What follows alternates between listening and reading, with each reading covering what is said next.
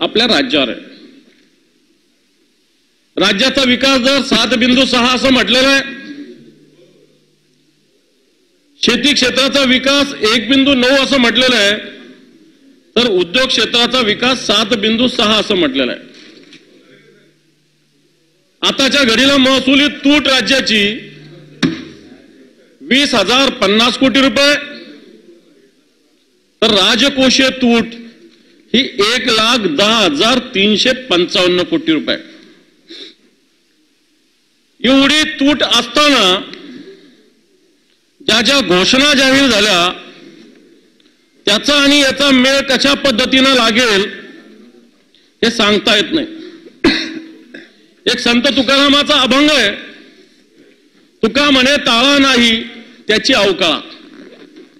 तुका म्हणे ताळा नाही त्याची अवकाळा, म्हणजे ताळा कोणताच नाही आहे.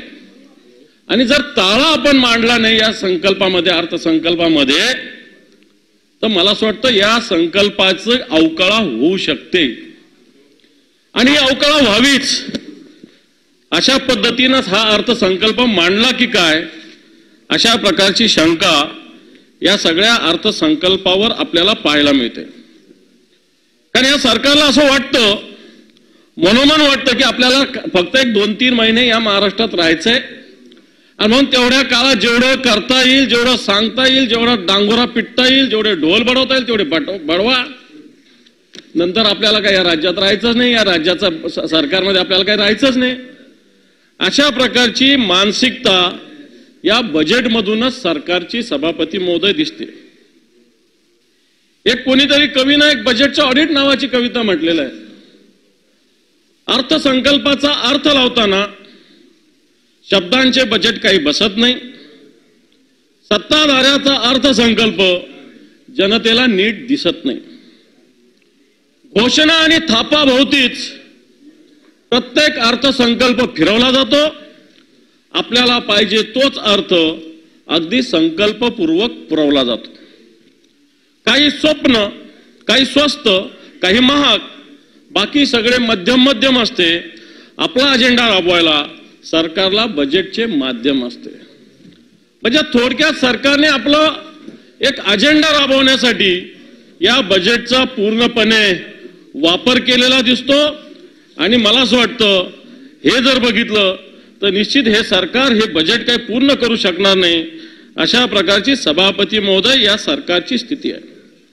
सभापती महोदय, अनेक घोषणा झाल्या. अनेक घोषणा होत असताना या महाराष्ट्रात ठिकठिकाणी होर्डिंग लावले, ठिकठिकाणी मोठे मोठे बोर्ड लावले गेले. आणि याच्यामध्ये मुख्यमंत्री असतील, दोन्ही मुख्यमंत्री, उपमुख्यमंत्री असतील, यांचा एक उदो करण्यात आला. परंतु या ज्या घोषणा मग शेतकऱ्यांसाठी असेल, माता भगिनीसाठी असेल, युवकांसाठी असतील, या जर घोषणा बघितल्या तर मला असं वाटतं सरकारचा हा फेक अर्थसंकल्प आहे. एक अर्थशास्त्रज्ञ म्हणून आपण आर्य चाणक्याला ओळखतो. आणि आर्य चाणक्याने 2,500 वर्षापूर्वी एक श्लोक लिहून ठेवलेला आहे. याच्यात त्यांनी मूर्खपणाची लक्षणे सांगितलेली आहे. हा श्लोक आजच्या घडीला तंतोतंत जुळतो. सभापती महोदय, हा श्लोक मी वाचन दाखवतो. स्वहस्त ग्रथिता माला स्वहस्त घृष्ट चंदनम, स्वहस्त ग्रथिता माला स्वहस्त घृष्ट चंदनम, स्वहस्त लिखितम स्तोत्रम शक्रस्थापी स्त्रियम हरेत. शक्रस्थापी स्त्रियान हरेत याचा अर्थ असा आहे, दुसऱ्याने आपली स्तुती करणे योग्य आहे, पण स्वतःच्या हाताने बनवलेला हार किंवा माळ स्वतःच घालून फिरणे, चंदन उगाळून आपल्या अंगाला फासून साधू संतांचा आवाहने म्हणजे स्वतःच्या फुशारकीचे प्रदर्शन लोकांसमोर करणे ही मूर्खपणाची परिसीमा असते.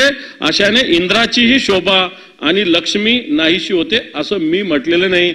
2,500 वर्षापूर्वी ज्याला आपण कौटिल्य म्हणतो, ज्याला अर्थशास्त्रज्ञ म्हणतो, अशा आर्य चाणक्यानं सभापती महोदय म्हटलेलं आहे.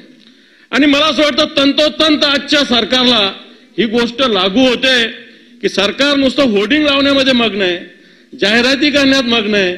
प्रत्यक्षात जनतेला याचा फायदा किती होईल अशा प्रकारची स्थिती बघितलं तर याचं उत्तर शून्य निर्माण होईल. अशा प्रकारची सभापती महोदय स्थिती आहे. या सगळ्या विषयाचा जर आपण अभ्यास केला तर आजच्या घडीला तिजोरीत खडखडाट आहे आणि घोषणांचा गडगडाट आहे. मी तिजोरीची स्थिती मांडतो. गत वर्षीच्या कर्ज रकमेपेक्षा तब्बल 16.5% वाढून कर्ज 7 लाख कोटी रुपयापेक्षा अधिक झालेले आहे. मागच्यापेक्षा 16.5% वाढलेलं आहे. कर्ज सकल उत्पन्नाच्या तुलनेत 18.35%. अर्थविकासाचा वेग 7.6% राहणार आहे. इतर राज्याचा वेगाचा विकास जर केला या अर्थविकासाचा वेग तर त्याच्यात महाराष्ट्र मागे. याच्या आधी हा महाराष्ट्राचा विकासाचा दर देशाच्या ॲव्हरेज म्हणजे देशातल्या सगळ्या सरासरीपेक्षा महाराष्ट्राचा विकास दर सातत्यानं सुधीर भाऊ आपण अर्थमंत्री राहिले हा पुढे राहिलेला आहे. आपण ज्यावेळेस अर्थमंत्री होते त्यावेळेस तो पुढे होता. परंतु आताच्या घडीला हा विकास दर महाराष्ट्राचा नाही आहे. या महाराष्ट्राच्या आर्थिक पाहणी अहवालामध्ये याची पूर्णपणे स्थिती सभापती महोदय मांडलेली आहे. शेती क्षेत्राची जेमतेम 1.9% इतकीच वाढ झालेली. हे मी म्हणत नाही, या आर्थिक पाहणी अहवालात सगळं म्हटलेलं आहे. कृषी क्षेत्राचा विकास 1.9% होणार असेल तर कृषी धोरण जे आपण राबवतो याची स्थिती काय? 1.9.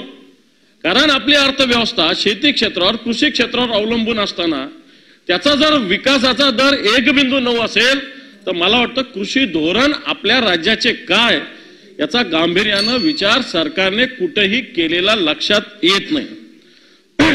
जर शेतीचा विकासाचा दर अशा पद्धतीने खाली येत असेल तर महाराष्ट्राचं जे महानपण आहे शेती क्षेत्रावर लक्षात घ्या.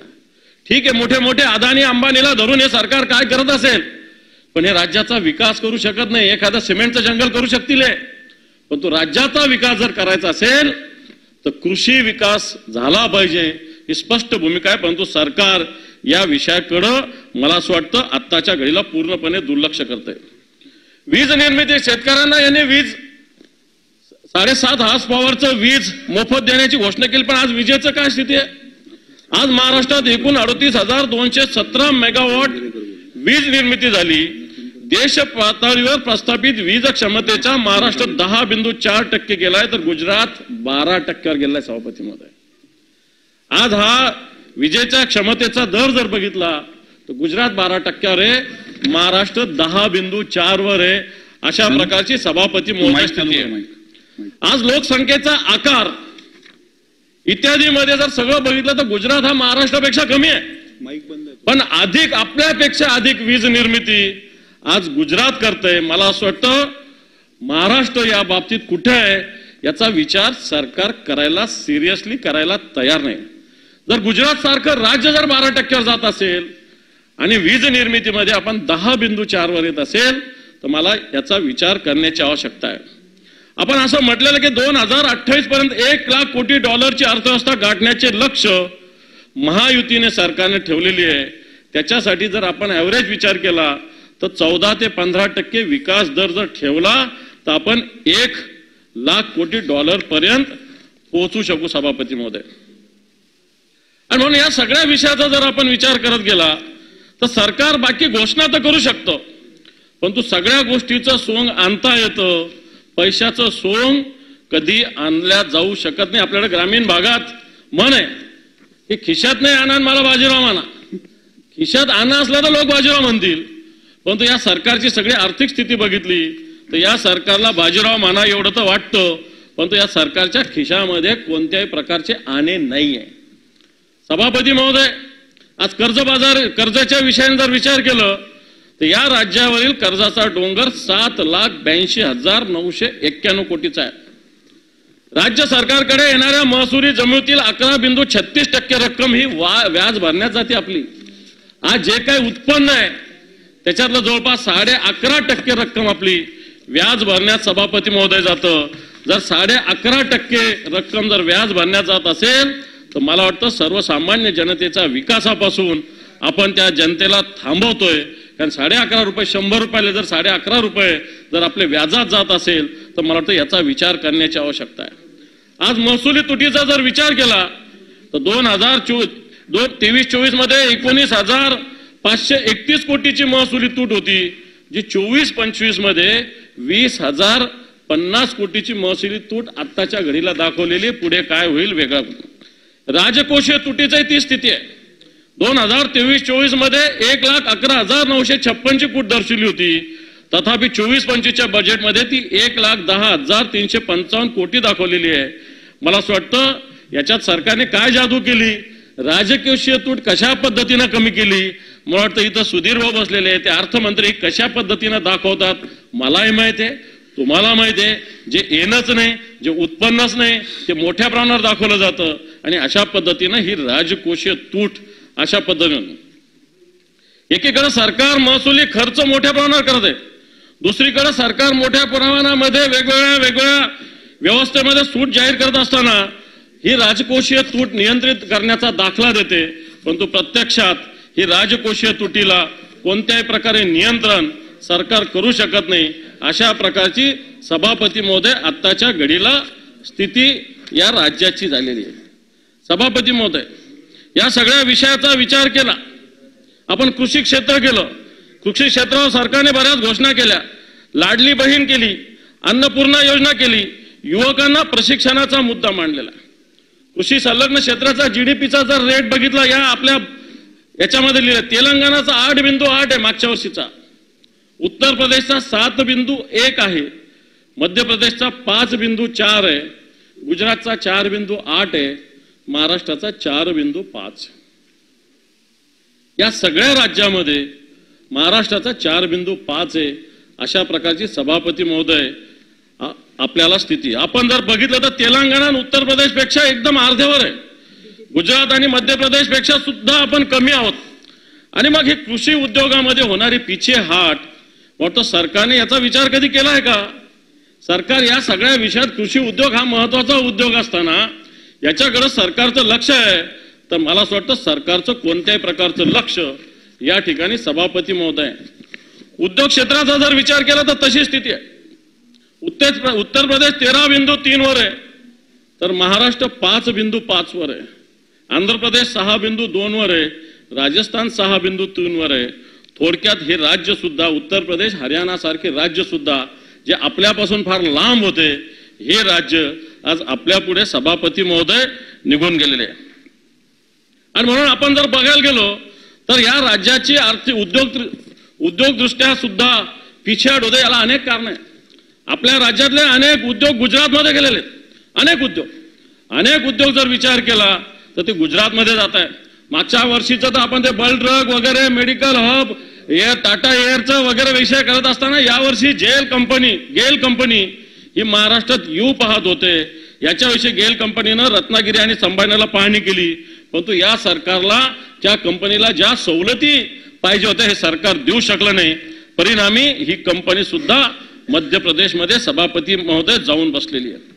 या सगळ्या विषयाचा विचार करत गेलो तर या सगळ्या स्थितीमध्ये आपण जर बघितलं तर सरकारने या सगळ्या बजेटचा जर अभ्यास केला तर सामाजिक आरोग्य असेल, कृषी असेल, पशु असेल, महसूल, वन विभाग, नगर विकास, बांधकाम, आदिवासी, बहुजन कल्याण, अल्पसंख्याक, पाणी पुरवठा आणि शिक्षण, या सगळ्या विभागामध्ये मागील वर्षापेक्षा कमी तरतूद सभापती महोदय या वर्षीच्या बजेटमध्ये. या सगळे विभाग हे अतिशय जनतेशी संबंधित विभाग महत्वाचे सभापती महोदय. महसूल असेल, वन असेल, नगर विकास असेल, ग्राम विकास असेल, आदिवासी असेल, बहुजन कल्याण असेल, अल्पसंख्याक असेल, पाणी पुरवठा असेल, शिक्षण असेल, मागच्या वर्षीपेक्षा सुधीर भाऊ यावर्षी कमी तरतूद या खात्याला. सामाजिक आरोग्य असेल, सार्वजनिक आरोग्य असेल, या वर्षी मागच्या वर्षीपेक्षा 1,681 ची कमी तरतूद आहे. कृषीला 6,867 ची कमी तरतूद आहे. मी सगळे विषय वाचत नाही, पण आदिवासीला जवळपास 2,558 ची कमी तरतूद आहे.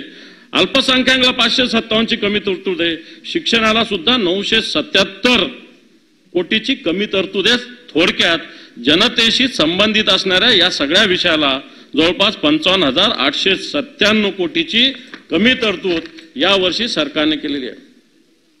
मागच्या वर्षीचा सुद्धा जर विचार केला तर जलसंपदा विभाग असेल, ग्रामविकास विभाग असेल, सामाजिक न्याय असेल, आदिवासी असेल, सामाजिक आरोग्य असेल, मागच्या वर्षीची जी अर्थसंकल्पात तरतूद केलेली आहे, अजून सुद्धा काही विभागाला 60%, काही विभागाला 56%, काही विभागाला 76%, अशा पद्धतीनं ही तरतूद राज्य सरकारने दिलेली आहे. थोडक्यात मागच्या वर्षीच्या बजेटमध्ये ज्या घोषणा केल्या त्या सुद्धा अजूनपर्यंत या सरकारने सभापती महोदय पूर्ण केलेल्या नाही आहे. सभापती महोदय, आपण एक योजना जाहीर केली, लाडली बहीण, मध्य प्रदेशच्या धर्तीवर कॉपी केलेली आहे. मध्य प्रदेशच्या मुख्यमंत्र्यांना या योजनेमुळे निवडून आला असं म्हणतात, आल्यानंतर घरी बसावं लागलेलं आहे, याची आठवण सुद्धा सरकारने ठेवावी. हे सुद्धा एक महत्वाची बाब मी आपल्या माध्यमातून सरकार समोर आणतो. भले चांगली योजना असेल, आपल्या मुख्यमंत्र्याला केंद्रीय मंत्री करा. आणि म्हणून मला असं वाटतं की योजनेची कॉपी आपल्या याच्यामध्ये, कारण मागच्या वर्षाच्या मला आठवतं भाजपच्या याच्यामध्ये एक माहेरची एक योजना केली होती बजेट अर्थसंकल्पात वचननाम्यामध्ये, ती सुद्धा केली नव्हती. आता ही पूर्ण होईल का न होईल याच्यासाठी तरतूद काय, वाटतं याचा जर विचार केला तर आता ही फक्त आताची जी तरतूद केलेली आहे दिसते 1 कोटी महिलांना, ही 6 महिने पुरेल इतकीच तरतूद सरकारने केलेली या सगळ्या बजेटमध्ये दिसते. मध्य प्रदेशमध्ये जवळपास 1576 कोटी रुपये खर्च त्यावेळेच्या सरकारने केली होती. परंतु आताची ही योजना जर बघितली तर मला असं वाटतं त्याला दमडीचा सौदा आणि हेलपाटे चौदा अशी म्हण आहे, अशा प्रकारची स्थिती आहे. सभापती महोदय, दमडीचा सौदा आणि हेलपाटे चौदा अशा पद्धतीनं महिलांना रोज जावं लागलेलं आहे लाईन लावायला आणि रोज रांगेत उभं राहावं लागतं. याच्यातून या महिलांना किती फायदा होईल, कधी मिळतील, त्याच्यासाठी हे मिळण्यापेक्षा न मिळायलाच जास्त अटी या सरकारने सभापती महोदय लावलेल्या आहे. मुख्यमंत्री अन्नपूर्णा योजना एक योजना सरकारने जाहीर केली, 3 सिलेंडर देणार आहे. केंद्राची उज्ज्वला योजना सभापती महोदय देशामध्ये होती, केंद्राची उज्ज्वला योजना. आज ही योजना पूर्णपणे बंद आहे. जी उज्ज्वला गॅस योजना केंद्र सरकारने सुरू केली होती, आज ही योजना पूर्णपणे बंद आहे. मला असं वाटतं 3 गॅसचे सिलेंडर मोफत देत असताना या गॅस सिलेंडरची किंमत 900 रुपये ते 1000 रुपयापर्यंत पोहोचलेली आहे. आज सरकारला या सगळ्या विषयासाठी जवळपास 1350, 1400, 1500 कोटी रुपये 3 योजनेला लागणार आहे. याचंही या ठिकाणी कोणत्याही प्रकारची तरतूद या सरकारने केलेली दिसत नाही. योजना तर जाहीर झाली, परंतु या 3 सिलेंडर कोणाला देणार, कधी देणार, की पुन्हा नमो योजनेसाठी करणार. नमो योजना जाहीर केली होती, केंद्राच्या पंतप्रधानाच्या योजनेबरोबर देणार, परंतु ही योजना यावर्षी काय सरकारने या टप्प्यामध्ये दिलेली नाही. सभापती महोदय, सरकार कशा पद्धतीनं फसवाफसवी करतं. एक जे मुख्यमंत्री युवा कार्य प्रशिक्षण योजना सरकारने जाहीर केली, याच्यात सरकारने युवकांना फसवलेलं आहे.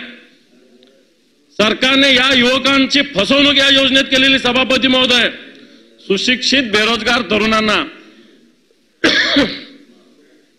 10,000 रुपयापर्यंत स्टायपेंड देण्याची योजना आहे.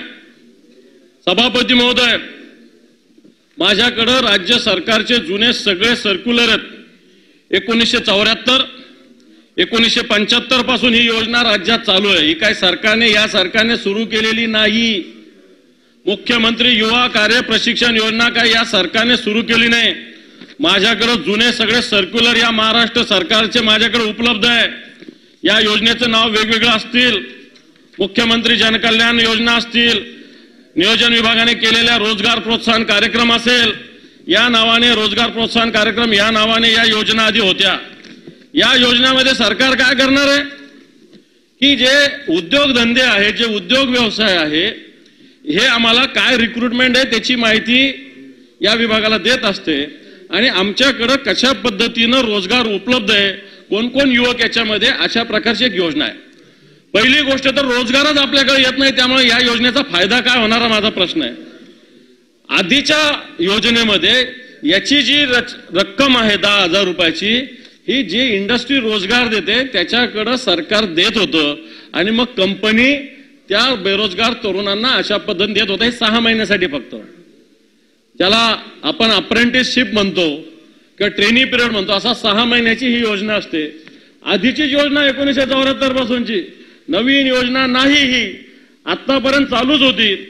याच्यात राज्य सरकार कंपन्यांना डायरेक्ट युवकांना जे काही 6 महिन्याचं स्टायपेंड देत होतं, आता फक्त सरकार डायरेक्ट जे युवक पूर्ण करता येईल काम त्याच्या खात्यामध्ये जाणार. याच्यावरती काही झालेलं नाही.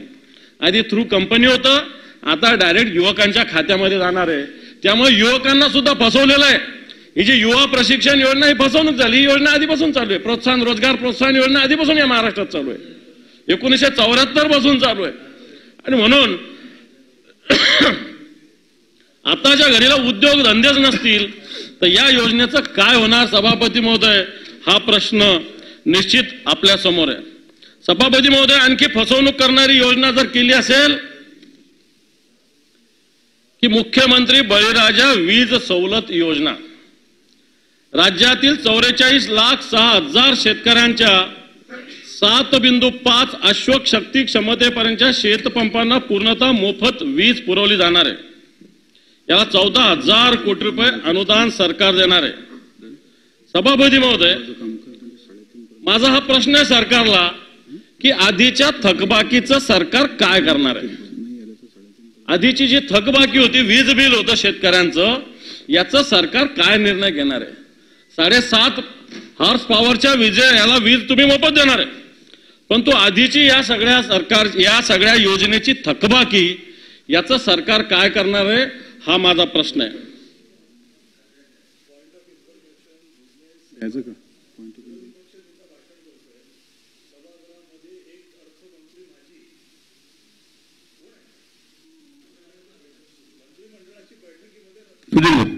उत्तर की विरोधी पक्षनेता ज्यावेळेला भाषण करतो हे आम्ही काय बोललं पाहिजे.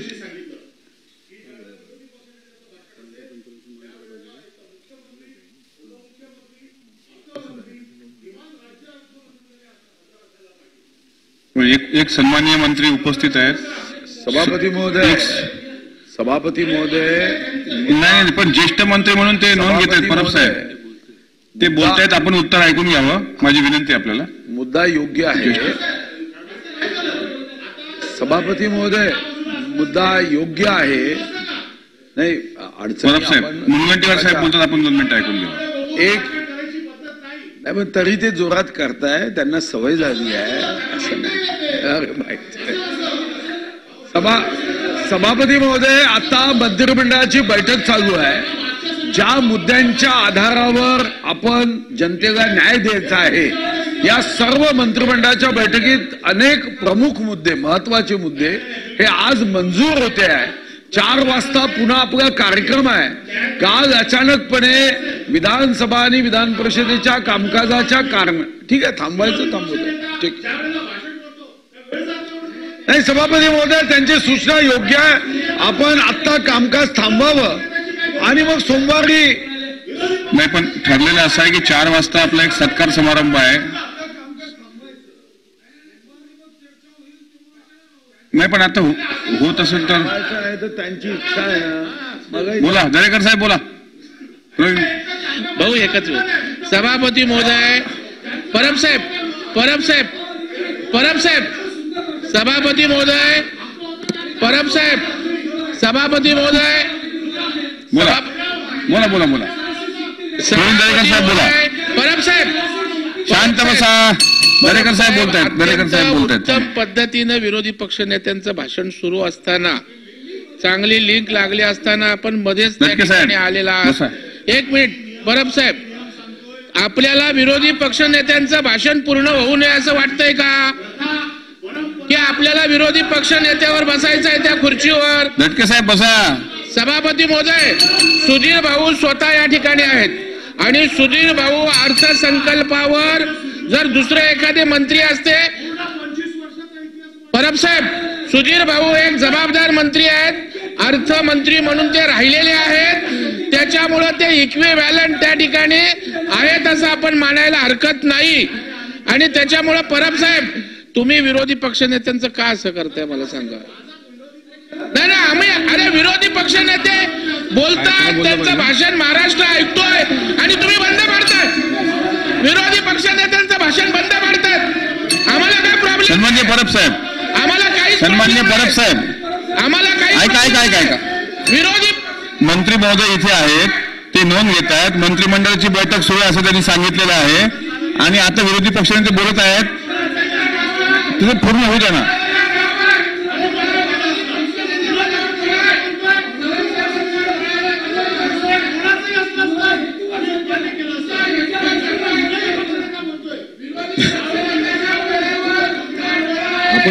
शकतो, फक्त रिक्वेस्ट करू शकतो. कामकाज तहकूब झालं तर पुढे हे होईल. पण ते ठाम असल्यावर काय करायचं?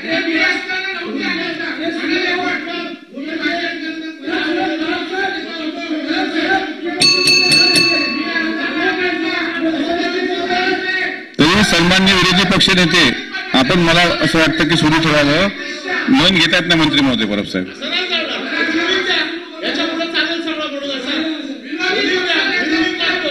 आम्ही विनंती करू शकतो.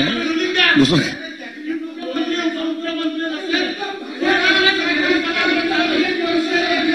सन्माननीय सदस्य जागेवर बसा. लाड साहेब, दत्के साहेब, निलय नाईक साहेब,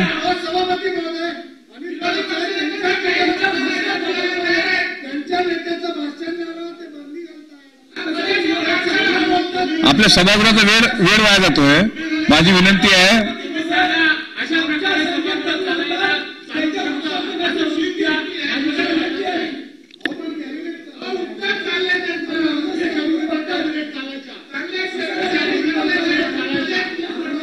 मला असं वाटतं सन्माननीय विरोधी पक्षनेते दानवे साहेब, आपल्याला विनंती आहे की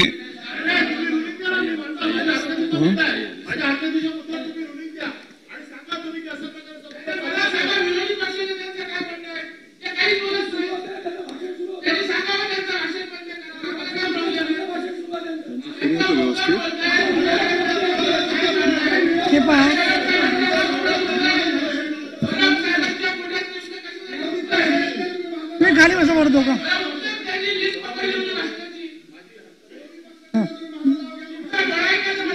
बरं ऐका ऐका.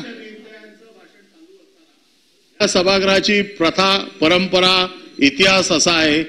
बाकीच्या कुठल्याही सदस्यांचा असेल आम्ही एक वेळ समजू शकतो, परंतु ह्या ज्या संविधानिक पदावरून ज्या वेळेला विरोधी पक्ष बोलतो त्या महाराष्ट्रातल्या असंख्य जनतेचा तो आवाज असतो आणि त्याचं भाषण ज्या वेळेला चालू असतं इथे कोणी बसलेलं नाहीये.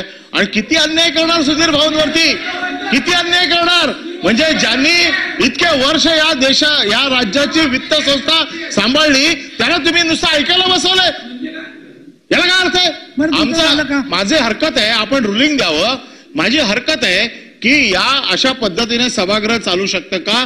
किमान ज्यांनी अर्थसंकल्प मांडला त्या केसरकरांना बोलवा. राज्यमंत्री त्यांच्याकडे नाहीच आहेत, त्याच्यामुळे कोणाला राज्यमंत्री पदाचे जे डोळे लावून बसले ते त्यांना काही मिळालेलं नाहीये. राज्यमंत्री नाहीये. कॅबिनेट असली असती, कमीत कमी विनंती केली असती की आज कॅबिनेट आहे, आम्हाला कॅबिनेट पुरता थोडीशी तुम्ही सवलत द्यावी, दुसरे आम्ही कोणाला तरी बसवतो. आम्ही मान्य केलं. बरं, आता प्रवीणजी दरेकर, माझ्या माहितीप्रमाणे मी चेक करून घेते, पण 2 वाजता कॅबिनेट आहे. 2 वाजता कॅबिनेट नाही, तुम्ही असं आर्ग्युमेंट नका करू. तुम्ही खाली बसा बरं. तुम्ही दरेकर, मला तुमचा मुद्दा मी सगळं आतून ऐकलेलं आहे काय झालं ते. हे पहा, मी सन्माननीय केसरकर साहेबांशी या विषयावर चर्चा केली होती. कालच बजेट सुरू करायला पाहिजे होतं, पण त्यांचा पण बिझनेस बऱ्याच वेळेला होता. दरेकरजी, मला थोडं कॉन्सन्ट्रेट करू द्यावं. तुम्ही सगळेजण एका जागी बसून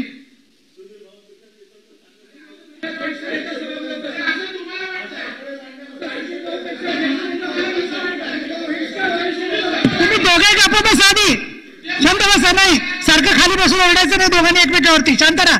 तुम्हाला काय असं वाटतंय की माझा आवाज मी चढवू शकत नाही? नाही, मग शांत राहा. हे पहा, मी केसरकर साहेबांशी बोलले होते. अजितदादांना तर शक्य नाही येणं, उपमुख्यमंत्री आहेत ते. दुसरे, सुधीर भाऊ असे छोट्या छोट्या गोष्टींमध्ये डिस्टर्ब होणारा नेताच नाहीये, पहिली गोष्ट. दुसरं म्हणजे मला केसरकर साहेबांनी विनंती केली होती की मला शक्य नसलं तरी सुद्धा मी नोट्स घेऊन प्रत्येकाच्या प्रश्नाचं उत्तर देतो. आणि परब साहेब, आपण अनेक सरकार इथे पाहिलेली आहेत.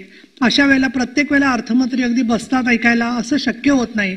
माझं म्हणणं असं की एकमेकाला आपण सहकार्य करत असतो. त्याच्यामध्ये उलट मी म्हणेन चांगली गोष्ट की सुधीर भाऊ तिथे, म्हणजे त्यांच्यासारखी व्यक्ती इथे सभागृह. नाही, पूर्ण करा. हा, तुम्ही कोण? कुठलं ऐकायला म्हणजे काय? ते काय गायडन्स देत नाहीत का सरकारला प्रत्येक बाबतीमध्ये? त्यांचं नाही, हा विषय नाही. आता तुम्हाला एवढं प्रेम होतं तर त्यांना निवडून द्यायला पाहिजे होतं तुम्ही. नाही, उगाच काहीतरी बोलतो, विषय काढून कमी असता असं. हे पहा, ऑलरेडी बजेटचा शेवटचा दिवस आहे. आपल्याला सभागृहामध्ये विरोधी पक्षनेत्यांना भाषण करण्याच्यासाठी म्हणून आता ते उभे राहिलेले आहेत. अशा वेळेला आपण हा सगळा मुद्दा करतोय.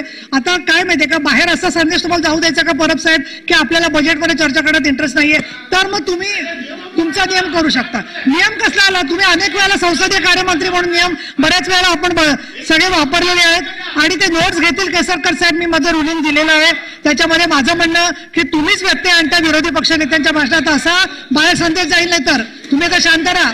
मी रुलिंग दिलेलं आहे आणि अहो रुलिंगची कॉपी द्यायला आत्ताच्या आत्ता कुठे येणार आहे? मी असं बोलले नाहीये. हे पण तुम्ही असं माझ्याशी आर्ग्युमेंट का करता? नाही काय चालणार नाही, काय चालणार नाही, काय चालणार नाही, काय बोलताय, काय करताय का? तुम्हालाही दिलं मनाचं करू अशी पद्धत नाही वागण्याची. ही कुठली पद्धत चालेल? नाही नाही, परब साहेब तुम्हालाच डिस्टर्ब करायचं विरोधी पक्ष नेत्यांना, तुम्हाला दाखवून द्यायचं उद्धव साहेबांना की तुम्ही फार चांगले विरोधी पक्ष नेते आहात. हे असलं राजकारण अंतर्गत मी ऐकून देणार नाहीये. आमच्या दृष्टिकोनातून तुम्हाला बदलायचं असेल, अहो आम्ही म्हणतोय त्यांचं भाषण पूर्ण करा, तर तुम्ही भाषण करू द्यायला त्यांना आणि बोलताय खाली बसा तुम्ही. मी सांगितलं तुम्हाला की याच्या संदर्भामध्ये अनेक वेळेला अर्थमंत्री स्वतः नसले तरी त्यांनी नेमलेले मंत्रिमंडळातले प्रतिनिधी नोट्स घेतात. वाक्य नंबर 1, दुसरं वाक्य जे आहे, तुम्ही आता मध्ये बोलू नका कृपा करून कोणी. दुसरं मी सांगितलं या ठिकाणी की तुमच्या प्रत्येकाचं जे मांडणी असेल त्याच्यावर उत्तरं दिली जाईल असं सन्माननीय केसरकर साहेबांनी सांगितलंय. आता याच्यावरती तुम्हाला माझ्याशी आर्ग्युमेंट करत राहायचं असेल तर परब साहेब मला काय वाटतं की तुम्हाला दानवे साहेबांचं भाषण आम्ही ऐकू नये असं वाटतंय का? आणि त्याच्यात मुद्दा असा आहे की आम्हाला ऐकायचंय. विरोधी पक्ष नेते असतील, तुमचे सदस्य असतील, प्रत्येकाचा बोलण्याचा इथे अधिकार आहे. 5 दिवस होऊन गेले सोमवारपासून बजेट सेशनमध्ये. लोक बाहेरून त्या ठिकाणी विचारतात की बजेट सेशनवर चर्चा झाली नाही. हे वरचं सभागृह आहे, प्रत्येक वेळेला आम्ही प्रत्युत्तरं देऊ शकत नाही. आम्ही स्वतः मीडियामध्ये पीठासीन अधिकारी म्हणून आमच्यावर बंधन आहेत. अशा वेळेला बजेटसाठी ताबडतोब सुरू करण्याचा मी निर्णय घेतला. परत 2 दिवस अधिवेशन नाहीये, परत 2 दिवसामध्ये कुठे अतिवृष्टी झाली, अजून काय प्रश्न झाला की शेतकरी वाट बघणार आहेत, तर जेवढी होतील तेवढी भाषणं करून सोमवारी आपल्याला चर्चा करायची. अशा वेळेला तुम्ही सहकार्य करा. या संदर्भात माझी विनंती आहे तुम्हाला. आता रुलिंग परत द्यायचं तुम्ही कोर्टाचे नाही, काय बोलायचंय परत तुम्हाला? ती समजा जर अर्थमंत्र्यांना शक्य नसेल मान्य करतो, पण आपण त्यांनी जर सभागृहात येऊन सांगितलं असतं की दुपारच्या वेळेला मी नाहीये, कोणाला तरी मी बसवतो, तेवढं केलं असतं, चाललं असतं. म्हणजे गृहीत नका धरू आम्हाला, गृहीत धरून तुम्ही करता. हे आमचं ऑब्जेक्शन आहे. असं याच्यामध्ये झालेलं नाही, असं नाही. तुमच्या मुद्द्याची नोंद तुम्ही सांगा की हे सुधीर भाऊला बसवलेलं आहे, कामकाजाचा वेळ घालवू नका. मी तुमच्या भावना केसरकर साहेबांकडे आणि अजितदादांकडे कळवते. आम्हाला गृहीत धरतो का एवढं गृहीत वगैरे धरत नाही तुम्हाला, ठीक आहे. हा, गृहीत धरतो का? तुमच्या भावनांचा आम्ही आदर करतो ना, पण ही म्हणजे कोण बोलत नाहीये म्हणून गृहीत धरून चालू करायचं असं होता कामा नये, ही माझी हरकत आहे. फक्त माझे एवढंच म्हणणं आहे की बाहेर असा संदेश जाऊ नये की विरोधी पक्षनेता सत्ताधाऱ्यांना ऍडजस्ट करतोय आणि बाकीचे लोक मात्र आक्रमक आहेत. त्यांचा तो समजूतदारपणा आहे, परिपक्वता आहे. अनेक वेळेला आम्ही पाहिलेलं आहे, अनेक वेळेला पाहिले. धनंजय मुंडे बोलत होते, सगळे विरोधी पक्षनेते आपणही पाहिलेले आहेत. अशा वेळेला मला असं वाटतं कारण नसताना प्रतिष्ठेचा प्रश्न करून जनतेचे प्रश्न मांडायला आपण अडकाव करणं योग्य नाहीये. तुमच्यासारख्या माणसाला आम्ही परत परिपक्व म्हणतो, ते म्हणता येणार नाही अशी परिस्थिती आणू नका. तुमच्या नाही मग अपरिपक्व असलं तर एकदमच अपरिपक्व आहे.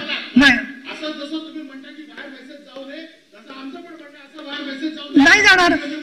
जेव्हा अर्थसंकल्पावर उत्तर येईल त्या दिवशी अगदी पूर्ण महाराष्ट्राला खात्री पटेल की प्रत्येकाच्या मुद्द्याचं उत्तर दिलेलं आहे. इतकंच नव्हे तर ते मतदारसंघातलं उत्तर जे काय असेल की आपल्या प्रश्नांचं उत्तर ते सुद्धा तुम्ही वापरू शकता. कारण नसताना तुम्ही असं नका गैरसमज करून घेऊ. तुमच्या भावनांच्या बद्दल आम्हाला आदर आहे. तुम्ही परिपक्व आहात का अपरिपक्व त्याचा वेगळा चर्चा करू आपण. चला दानवे बोला. सभापती महोदय, हे बरोबर नाही. सकाळची तुमची लक्षवेधी तुम्ही घालवली. सभापती महोदय, ही बाब खरी आहे आणि सातत्यानं असं या सभागृहात होतंय. खरं तर या सभागृहाचे नेते मला वाटतं देवेंद्रजी फडणवीस साहेब आहेत आणि सभागृह नेते या सभागृहामध्ये जास्तीत जास्त वेळ त्यांनी द्यावा असं मला वाटतं. आणि हा वेळ देत असताना विरोधी पक्ष नेते बोलत असताना मुख्यमंत्री किंवा 2 उपमुख्यमंत्री आहे आणि 2 उपमुख्यमंत्री असताना मुख्यमंत्री असू शकतात व्यस्त, परंतु 2 मुख्यमंत्री चालू आहे तुम्हाला सांगितलं ना. 2 उपमुख्यमंत्री सोडून त्यांनी यावं संपल्यावर इथे यायला सांगा. मी सांगितलं. परंतु मला असं वाटतं अनिल परब साहेब हे विरोधी पक्षाचा मुद्दा मांडत होते. याआधी सुद्धा आमची याविषयी चर्चा झालेली होती. कारण बजेटवर बोलत असताना असो, विरोधी पक्षाचा प्रस्ताव असो, हे प्रस्ताव ऐकत असताना मुख्यमंत्री किंवा उपमुख्यमंत्र्यांनी सभागृहात असलं पाहिजे.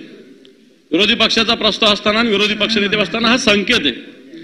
आणि मला असं वाटतं हा संकेत सातत्यानं पाळण्याची आवश्यकता आहे. तीच भूमिका अनिल परब साहेबांनी मांडली. परंतु आपण सुद्धा सांगितलं कॅबिनेटची बैठक चालू आहे. आता शंभूराजे आलेले आहेत, त्यांनी सांगितलं कॅबिनेटची बैठक संपलेली आहे, आपण तसा निरोप पाठवला तर बरं होईल.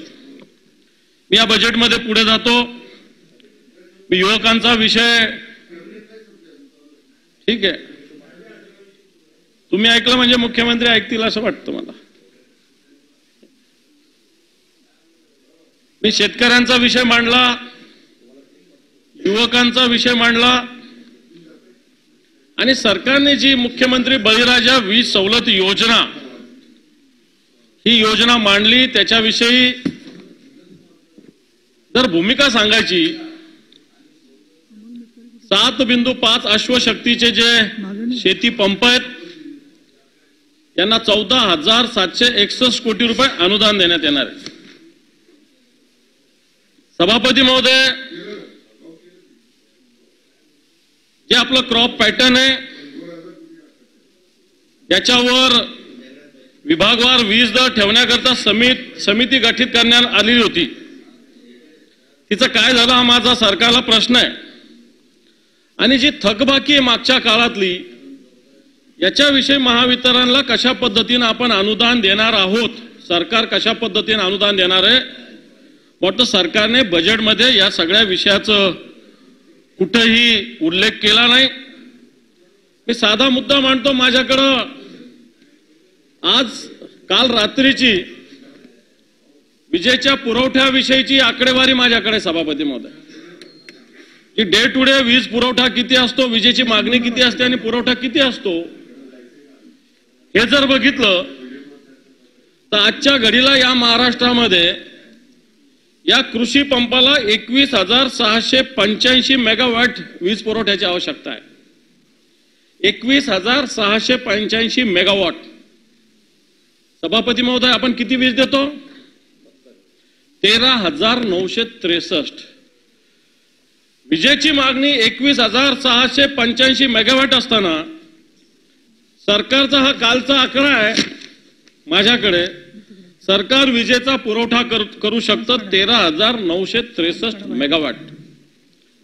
थोडक्यात आडात नाही तर पोहऱ्यात कुठून येणार हा प्रश्न आहे.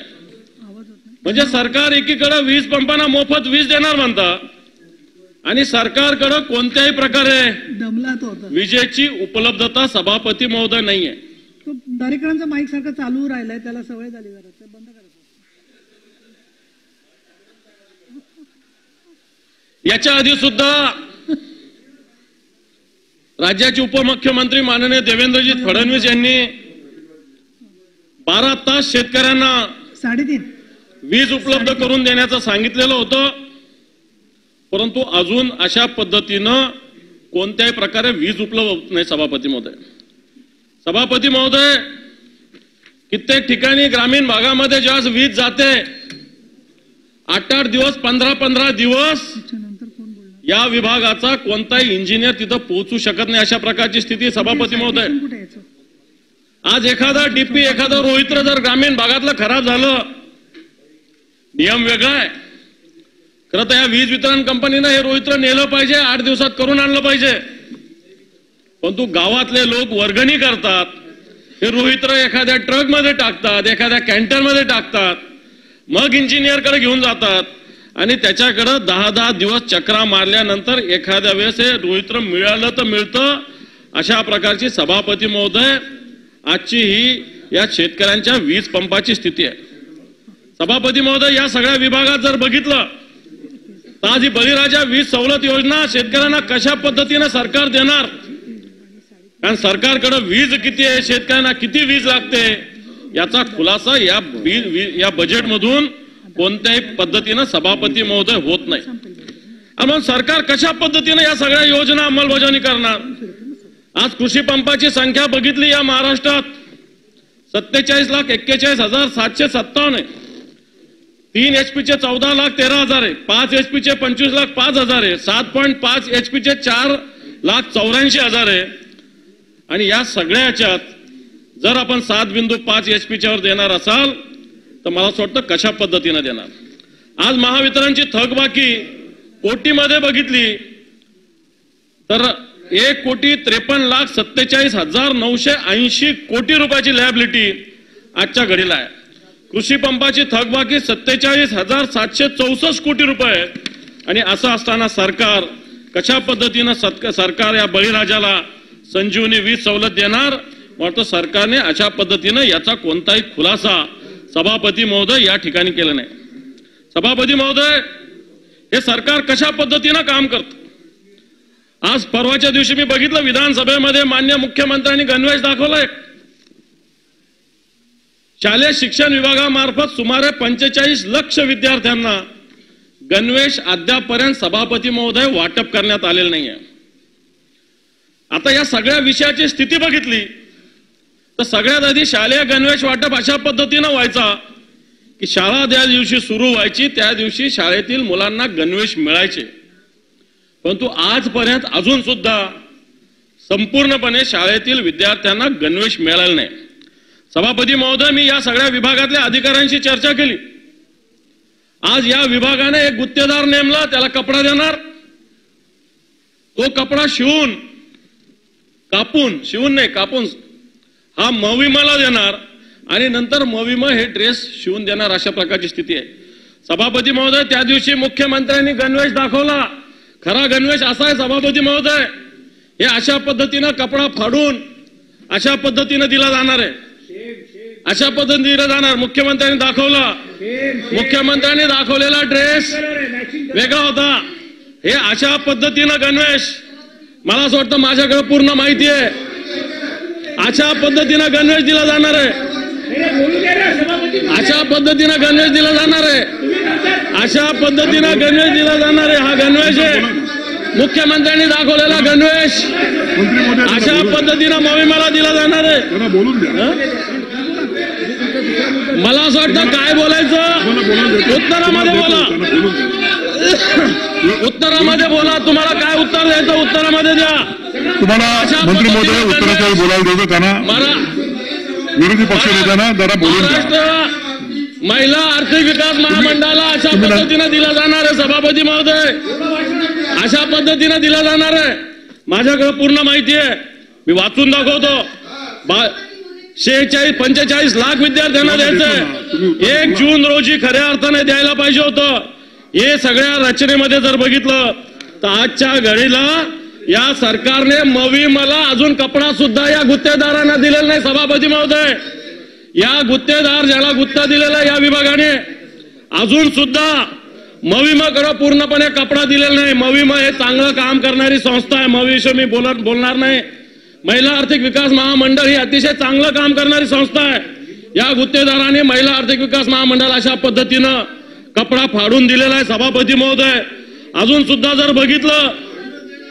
सुद्धा बघितलं तर अजूनही जवळपास हे 45 लाख गणवेश हे 1 सप्टेंबर पर्यंत सुद्धा होऊ शकत नाही, अशा प्रकारची स्थिती आहे. अजून पूर्ण कपडा सुद्धा मराठवाडा आर्थिक विकास महामंडळाला या कोण जे असेल एजन्सी यांनी सभापती महोदय दिलेली नाही.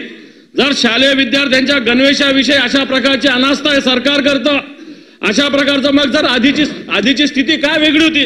आता हे 2 मंत्री हे पण ग्रामीण भागातले, यांनी सांगावं आधी शालेय शिक्षण समितीकडे अशा पद्धतीनं कपडा जायचा. गावातलं शालेय शिक्षण समिती, मुख्याध्यापक गावातल्या एखाद्या टेलर कडून शिवून घ्यायचे. काय वाईट पद्धत होती. मग महिला आर्थिक विकास महामंडळ तुम्ही शिवायला सांगता तर कपडा सुद्धा महिला आर्थिक विकास महामंडळ सांगायला पाहिजे होतं. पण कपडा घेणार एक एजन्सी आणि शिवणार एक एजन्सी. मला असं वाटतं सरकारची एजन्सी महिला आर्थिक विकास महामंडळासारखी जर चांगली एजन्सी असेल तर मला वाटतं मधले दलाल आणायचे कशाला. जर तुम्ही शिवायला महिला आर्थिक विकास महामंडळाला सांगत असाल तर माझं म्हणणं, इथं मंत्री त्या विभागाचे बसलेले आहेत, महिला बाल कल्याणचे, या सगळ्याच्या जर माझं म्हणणं असं आहे सरकारला की येणाऱ्या काळामध्ये अशा पद्धतीनं महिला आपली संस्था जर महिला आर्थिक विकास महामंडळ चांगले असेल, शेकडो महिलांना याच्यातून रोजगार मिळत असेल, ते सगळं काम महिला आर्थिक विकास महामंडळाला सांगितलं पाहिजे. कोणत्याही गुत्तेदाराची गरज नाही आहे.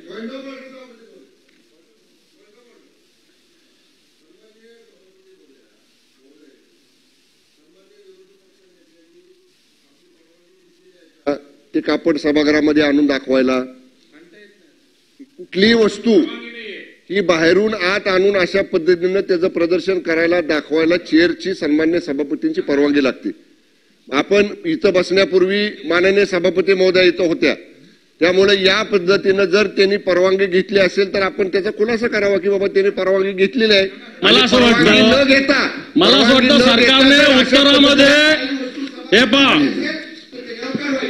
हे पहा मी तर मग आता डिटेल सांगेल. मी डिटेल सांगेल. तपासून बघतो मी तपासून बघतो. नाही सभापती महोदय, मी दाव्यासहित सांगतो की अशा पद्धतीनं जी कोणती एजन्सी आहे, परवानगी नाहीये. गणवेश ही वस्तू आहे. मी काय रिव्हॉल्वर घेऊन नाही आलो सभागृहात. मी काय रिव्हॉल्वर घेऊन नाही आलो सभागृहामध्ये. मी काय सभागृहात रिव्हॉल्वर बंदूक नाही घेऊन आलो.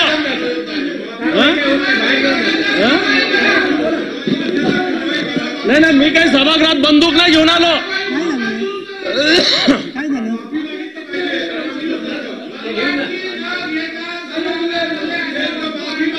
सभापती महोदय, मी काही एखादी बंदूक रिव्हॉल्वर नाही घेऊन आलो आक्षेपार्ह.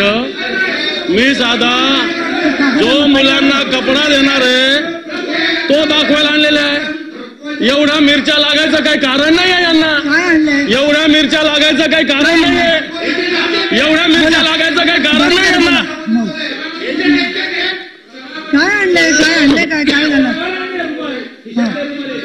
सभापती महोदय, हा गणवेश अशा पद्धतीनं कट करून दिला जाणार आहे. मी सांगितलेलं आहे. तो कशा पद्धतीनं कट करून देतात ते मी समोर आणलेलं आहे. मला बोलू द्या सभापती महोदय. वारंवार मला संरक्षण द्या. तुम्ही मला संरक्षण द्या. मी सभापती दाखवतो. तुम्हाला बोलायला देते मी दारेकर साहेब. 1-2 हो, पण 2 मिनिट थांबा. दानवे साहेब, मी काय बोलते, काय झालं ते मला थोडंसं 1 मिनिट ऐकू दे. कपडा आहे. माझं असं म्हणणं आहे की शालेय विद्यार्थ्यांना जो गणवेश दिला जाणार आहे तो आधी कपडा दिला जात होता त्या शालेय समितीकडं. आता सरकारने एक एजन्सी नेमून ही एजन्सी कपडा खरेदी करणार. ही एजन्सी कपडा कट करून महिला आर्थिक विकास महामंडळाकडे पाठवणार. मग महिला आर्थिक विकास मंडळ त्याला शिवणार आणि त्या शाळेत पाठवणार. म्हणून मी हे दाखवलं की ही एजन्सी जर महिला आर्थिक विकास मंडळाला असा कट केलेला कपडा पाठवत असेल तर महिला आर्थिक विकास मंडळालाच कपडा खाण्यात दिला. आपण बरं, आता एक मिनिट थोडासा पॉइंट ऑफ ऑर्डर काय आपला समोर देते मी तुम्हाला. माझा हाच होता की त्यांनी काही बाहेरच्या वस्तू, कापड वगैरे फाडलेलं, कट केलेलं त्यांनी ते बंडल आतमध्ये आणला आणि तो असा वर करून दाखवला. मी सन्मान्य सभापतींना एवढंच पॉइंट ऑफ ऑर्डर विचारला की अशी बाहेरची वस्तू सभागृहामध्ये आणताना चेअरची सन्मान्य सभापती महोदयांची परवानगी घ्यावी लागते. ती रितसर परवानगी सन्मान्य विरोधी पक्ष नेत्यांनी घेतली आहे का? घेतली असेल तर आमचं काही म्हणणं नाही. घेतली नसेल तर नियमानुसार कारवाई करा. हा माझा पॉइंट ऑफ ऑर्डर होता. ठीक आहे. दरेकर, काय तुमचं काय म्हणणं आहे? मी विधानसभेत खालच्या सभागृहामध्ये जेव्हा अशाच प्रकारे आम्ही भाजीपाला आणि कपडे घेऊन आलो होतो तेव्हा आमच्यावर कारवाई झाली होती. आम्ही नवे सभासद होतो. आम्हाला कल्पना नव्हती. आम्ही ते केलं. आता विरोधी पक्ष नेता 4 दिवसापूर्वी एक गोष्ट झाली. संविधान पदावर असल्यानंतर जर आणि सिंपल प्रश्न पॉइंट ऑफ ऑर्डरच्या माध्यमातून सरकारच्या बाजूने मंत्र्यांनी विचारलाय की अशा प्रकारच्या वस्तू आणायच्या असतील तर सभापतींची परवानगी लागते. आता सिंपल प्रश्न, आपली परवानगी असेल आमची काय हरकत नाही. कारण ह्यांना कसं असतं सभापती महोदय, नंतर काढलं मीडियात जातं सगळं. मीडियात जे जायला पाहिजे ते सगळं जातं. त्याच्यामुळे ही पद्धत बरोबर नाहीये. मीडियात काय करायचंय ते मी बाहेर करू ना. या सभागृहात हे माईक आणि तोंड आहे ना, याचं काम आहे सभापती महोदय. अशा प्रकारच्या गोष्टी आणून प्रदर्शन मांडायची ही जागा नाहीये. हे प्रदर्शन स्थळ नाहीये, हे विचार स्थळ आहे. इथे मोठं एवढं पद आहे, त्याच्या पदाचा उपयोग आपल्या विचारशैलीतून आपल्या वक्तृत्वातनं, आणि पुढे बोललेत ते गंभीर आहे. मी काय बंदूक घेऊन आलोय का? काय चाललंय सभापती महोदय? त्याला बंदूक आणायची नाही, आहे आता का? ठीक आहे, दरेकरजी तुमचा मुद्दा लक्षात आलाय. माझी कुठली परवानगी विरोधी पक्षनेत्यांनी घेतलेली नाहीये. एक भाग नाही, दुसरा 1 मिनिट थांबा जरा 1 मिनिट. मी या सभागृहात आहे, तुम्ही अनेक वर्ष वेगवेगळ्या सभागृहात होता. असे लोक वेगवेगळ्या आणतात गोष्टी. कोणी शेतकऱ्यांचा ड्रेस घालून येतं, कोणी गोंगडी घालतं, त्याला सभापती दखल घेतात. आता मी दखल घेतली आहे. तर एक तर पहिली गोष्ट ना, तो ड्रेस पुरुषाचा, मुलाचा गणवेश आहे का मुलीचा आहे? मुलाचा कापड आणि बरं, पहिली गोष्ट. दुसरं म्हणजे असं तुम्ही मला सांगायला पाहिजे होतं की मी असं कापड वगैरे आणणार आहे, ते मी नाही म्हटलं असतं, म्हणून तुम्ही ऐकायला दाखवलं. हे सगळं मला कळली. पण प्रश्न असा आहे, तुम्ही प्रत्येक वेळेला त्यांनी काही सांगितलं की तुम्ही त्याचं प्रत्युत्तर करा ना. तुम्ही गोंधळ का घालताय सभागृहात सारखा? मग 2 मिनिटं मी बाहेर गेले काही महत्वाच्या कामाला, तर म्हणजे खरं तानं मूल सुद्धा एवढं आईची वाट बघत असेल, एवढं तुम्ही गोंधळ घालताय सारखं की 5 मिनिटं झाली की जो गोंधळ घालता सुरू करता की काहीच नाही. म्हणजे असं काय माझं म्हणणं थोडं नाही अहो परब साहेब, पण तुम्ही आता तुम्हाला काय नाही काय आता दुसरा अंबाला जाणे, तुम्हाला मी आता समज देते बरं का. तुम्हाला मी समज देते. तुम्ही अशा काही वस्तू आणायच्या, परत त्याच्यानंतर ही जी भाषा आहे आपली की मी बंदूक आणली का, अमकी आणली का, याच्यामधून बाहेर मेसेज काय जातो की अंबादास दानवे कुणाला घाबरत नाही. पण तुमच्यामुळे सन्माननीय उद्धव साहेबांना माफी मागायला लागली. हे काही चांगली गोष्ट झाली का सांगा बरं? त्याच्यामुळे मला वाटतं की असं परत त्यांना वेळ आणणं हे चांगलं नाहीये. तुमच्या पॉलिटिकल करिअरसाठी चांगलं नाही साहेबांना माफी मागायला लागणं तुमच्यासाठी. लक्षात ठेवा. त्याच्यामध्ये असं आतापर्यंत कधी साहेबांना कुणासाठी माफी मागायला लागली नाही. आणि म्हणून थोडंसं तुम्ही सुद्धा सबुरीने घ्या. काय सबुरीने घ्या काही गोष्टी. आणि तुमची भावना तीव्र आहे, पण त्याचा आविष्कार किंवा त्याचा जे स्पष्टीकरण आहे ते तेवढ्या योग्य त्या पद्धतीने होत नाहीये. तुम्ही तुमचं भाषण सुरू करा. आणि आता शांत राहा थोडं. सभापती महोदय, चला, मी आपली परवानगी घेऊन आणलं नव्हतं. याच्यानंतर जे काय आणायचं आपल्याला सांगून घेऊन येईल सभापती. सांगून परमिशन घेऊन आणेल ना, कमाल आहे आता. अरे जे काय आणायचं ते सांगून घेऊन येईल ना. बरं ठीक आहे, पुढे चला. सभापती महोदय, मला असं वाटतं या गणवेश वाटपाचा खेळ खंडोबा शिक्षण विभागाने केलेला आहे. माझं ऑब्जेक्शन इथं तटकरे ताई आहे, तुमच्या विभागाचं महिला आर्थिक विकास मंडळ अतिशय चांगलं आहे. मी काय म्हटलं, मी काय सांगितलं की तुम्ही सांगा तितक्या वेळ. आपल्या 2:15 कामकाज संपवायचं. 5-10 मिनिटं घेतो मी. बरोबर, ठीक आहे. मी महिला आर्थिक विकास महामंडळासारख्या संस्थेला, सभापती महोदय आपल्यालाही चांगलं माहिती आहे, आपण कित्येक वेळेस या सगळ्या संस्थेच्या कामाला भेट दिलेली आहे. तर अशा संस्था मजबूत करायचं ते काम त्यांनाच द्यायला पाहिजे असं माझं म्हणणं आहे. माझं काही त्याच्यात चुकीचं म्हणणं नाही. एक माणूस कशाला मध्ये, आता ते शिवतात चांगले लोक आहेत, त्यांना 2 रुपये मिळतात त्याच्यात. तुमच्या माहिती सुद्धा 2-5 रुपये पण नाही मिळत. त्या बिचाऱ्या सगळ्या भगिनी इतक्या मेहनत करतायत, त्यांना 2-5 रुपये सुद्धा याच्यात गणवेश शिवण्यात मिळणार नाहीये.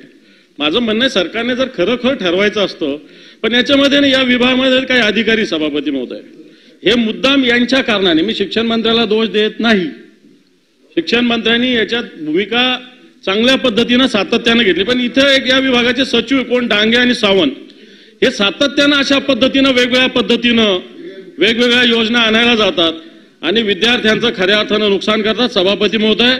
आणि म्हणून हे गणवेश लवकरात लवकर मिळावे अशा प्रकारची भूमिका मी आपल्या माध्यमातून सरकारकडे मांडतो. आपण मला वेळेचं बंधन दिलेलं आहे, पण तो मागच्या काळामध्ये ज्या काही नैसर्गिक आपत्ती आल्या, 6,201 शेतकऱ्यांनी आत्महत्या केली, सभापती महोदय. आज सरकार सांगतं आम्ही एवढा मोठा निधी दिला, पण आज महात्मा फुले कर्जमुक्तीचे जवळपास 40 कोटी रुपये बाकी आहे. छत्रपती शिवाजी महाराज शेतकरी कर्ज सन्मान योजनेचे 5,975 कोटी रुपये बाकी आहे. पीक विमा कंपन्या मोठ्या प्रमाणात फायदा लाटतात, शेतकऱ्यांना त्याचा फायदा होत नाहीये. आणि या सगळ्या विषयामध्ये सगळ्यात महत्वाचं, या सरकारने नमो शेतकरी महासन्मान निधी, मंत्री महोदय, नमो शेतकरी महासन्मान निधी डिक्लेअर करताना सांगितलं पंतप्रधान शेतकरी सन्मान निधीच्या बरोबर दिली जाणार. पण मागचा हप्ता जो केंद्राचा आला त्याच्याबरोबर नमोचा यावेळेचा 2,000 रुपयाचा हप्ता शेतकऱ्यांना गेला नाही. याचाच अर्थ या शेतकऱ्याची आर्थिक पत चांगली नाही, अशा प्रकारची सभापती महोदय या सगळ्याच्या मध्ये स्थिती आहे. सभापती महोदय, शेतकऱ्यांच्या विषयी स्वतंत्र प्रस्ताव निश्चित त्याच्यावर बोलेल, परंतु आज या शेतकऱ्यांच्या नावाने फक्त जी योजना इथं जाहीर केली, मला असं वाटतं त्याच्यासाठी कोणत्याही प्रकारची व्यवस्था इथं नाही. कांद्याच्या अनुदानाच्या विषयी, सोयाबीनाच्या अनुदानाविषयी, तुरीविषयी दुपारी चर्चा झाली. पण आज कांद्यामध्ये आपण एक देश एक निवडणूक घोषणा करतोय. एक देश जीएसटी संकल्पना आहे, पण गुजरातच्या कांद्याला निर्यातीला बंदी नाही, महाराष्ट्राच्या कांद्याला निर्यातीला बंदी घातली जाते. आणि या पद्धतीनं जर सरकार वागत असेल तर मला वाटतं शेतकऱ्यावर ज्या पद्धतीनं अन्याय होतोय आजच्या घडीला या अन्यायाला पारावर नाही. सभापती महोदय, मागच्या वर्षीच्या बजेटमध्ये सरकारने कृषी कायदे आणण्याची घोषणा केली होती. आता हे वर्ष पूर्ण झालेलं आहे, परंतु हे काही शेतकऱ्यांसाठी कृषी कायदे, कारण ठिकठिकाणी शेतकऱ्याची फसवणूक होते, बी बियाण्यामध्ये फसवणूक होते सभापती महोदय, ठिकठिकाणी खतामध्ये सभापती महोदय फसवणूक होते. परंतु या सगळ्या स्थितीमध्ये या शेतकऱ्यांना कोणत्याही प्रकारचा न्याय दिला जावा अशा प्रकारची सभापती महोदय कोणती स्थिती नाही. दुधाच्या विषयी मी बोलणार नाही, कारण याच्यावर स्वतंत्र ज्यावेळेस आमचा विरोधी पक्षाचा प्रश्न होईल त्याच्यात आम्ही बोलू. पण जलयुक्त शिवार सारख्या योजना असताना आज या योजनेचा किती फायदा झाला, किती टँकर या महाराष्ट्रात चालू आहे, अशा प्रकारची स्थिती सभापती महोदय निश्चित आहे. आज मराठवाड्यासाठी एक स्वतंत्र बैठक या मंत्रिमंडळानं घेतली होती. मागच्या 16 सप्टेंबरला 46,000 कोटी रुपये देण्याची घोषणा केली होती. परंतु या मराठवाड्याच्या घोषणेचा या ठिकाणी कोणत्याही प्रकारचा उल्लेख आज या सगळ्या बजेटमध्ये सभापती महोदय निश्चित नाही. धनगर समाजासाठी भूखंड देण्याचा निर्णय घेतला, निश्चित सरकारचं अभिनंदन. परंतु एक बंजारा समाजासाठी एक जे देण्याचं ठरवलं होतं नवी मुंबईला सभापती महोदय, एका संस्थेला दिलं होतं.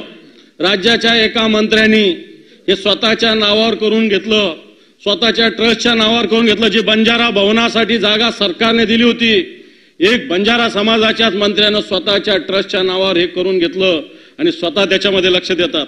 आणि म्हणून कशा पद्धतीनं आज या पद्धतीनं चालू आहे सभापती महोदय, या सगळ्या विषयात आज कोणताही या सगळ्याच्यातला या महाराष्ट्राला कोणताही सेक्शन आज समाधानी नाही सभापती महोदय. आज वेगवेगळ्या ठिकाणी मागच्या वेळेस बजेटमध्ये संभाजीनगरच्या धावपट्टीचा मुद्दा मांडला होता, त्याला कोणत्याही प्रकारे 734 कोटी रुपयाची आवश्यकता होती. कोणत्याही प्रकारची या सरकारने त्या धावपट्टीसाठी कोणत्याही प्रकारची मदत या ठिकाणी केली नाही. आज बार्टी सारथी महाज्योती या अमृत योजना ज्या आहेत याच्यामध्ये या मिळण्यापेक्षा न कशा मिळतील अशा प्रकारची सभापती या सरकारने स्थिती निर्माण केली आहे. मागच्या वर्षी सरकारने वेगवेगळ्या समाजासाठी वेगवेगळे मंडळ निर्माण केले सभापती महोदय. आज या मंडळाची काय स्थिती आहे, या मंडळाला काय काय उपलब्ध आहे. वडार समाजासाठी केलं होतं, काय मिळालं का? पण नाही. मला असं वाटतं मी पेपर विक्रेता महामंडळ, त्याचप्रमाणे मागच्या आठवड्यामध्ये एक ढोर समाज, ककय्या ढोर समाज यांनी एक मोठ्या प्रमाणावर आझाद मैदानावर आंदोलन केलं होतं. हा ककय्या ढोर समाज सुद्धा मोठ्या प्रमाणावर या महाराष्ट्र आहे, त्याच्यासाठी सुद्धा महामंडळाची आवश्यकता आहे सभापती महोदय. तृतीयपंथी लोक सुद्धा सातत्यानं महामंडळाची मागणी करतात, याच्याकडे सुद्धा सरकार सभापती महोदय लक्ष देत नाही. बोलायला अनेक विषय सभापती महोदय, बोलायला अनेक विषय, परंतु मला असं वाटतं मी थोडंसं थांबतो, कारण आपल्याला वेळेचं बंधन आहे. सभापती महोदय, या सगळ्या विषयामध्ये जर विचार करायला गेलं तर आजचं सरकार स्वतःला म्हणतं की हे विचार, विकास आणि विश्वासाचं सरकार आहे, परंतु हे विचाराचं तर बिलकुल नाही. हे विचार कोणाचं करते? स्वार्थाच्या विचाराच्या वर हे सरकार कोणताच विचार करत नाही. विकास कोणाचा करतं? या महाराष्ट्राचा नाही तर स्वतःचा करतं. आणि विश्वास या सरकारवर, या महाराष्ट्रातील जनतेचा विश्वास मुळीच नाही. जर विश्वास असता तर लोकसभेत पराभूत झाले नसते सभापती महोदय. या सरकार महाराष्ट्रातील जनतेचा मुळीच विश्वास नाहीये. हे सरकार खऱ्या अर्थानं जे काम करतंय या जनतेच्या विरोधात काम करतंय सभापती महोदय. स्ट्राईक रेट, मला असं वाटतं विधानसभेला पुन्हा एकदा स्ट्राईक रेट या सरकारला आम्ही दाखवून देऊ. या सरकारला पुन्हा एकदा स्ट्राईक रेट चांगल्या पद्धतीनं दाखवून देऊ. हे सरकार ज्या पद्धतीनं वागतंय त्या पद्धतीनं बघितलं या सरकारचे दिवस भरलेले म्हणूनच अशा घोषणा या सरकारने सभापती महोदय या बजेटमध्ये केलेल्या आहे. 2 महिने 3 महिनेच राहायचं का काय, अशा पद्धतीने सरकार वागतंय. आणि म्हणून मी एक शेर म्हणून माझं हे भाषण संपवतो. हमसे मुकाबला करने की सोच भी मत, हमसे मुकाबला करने की सोच भी मत. मी 2 घंटे बोलू शकतो शंभूराजे, मी सभापतींचा ऐकतोय कारण कार्यक्रम आहे क्रिकेटपटूंचा, नाही तर मी अजून 2 घंटे बोलू शकतो बजेटवर. आता सभापती महोदय फोनवर आणायला परवानगी घेतात.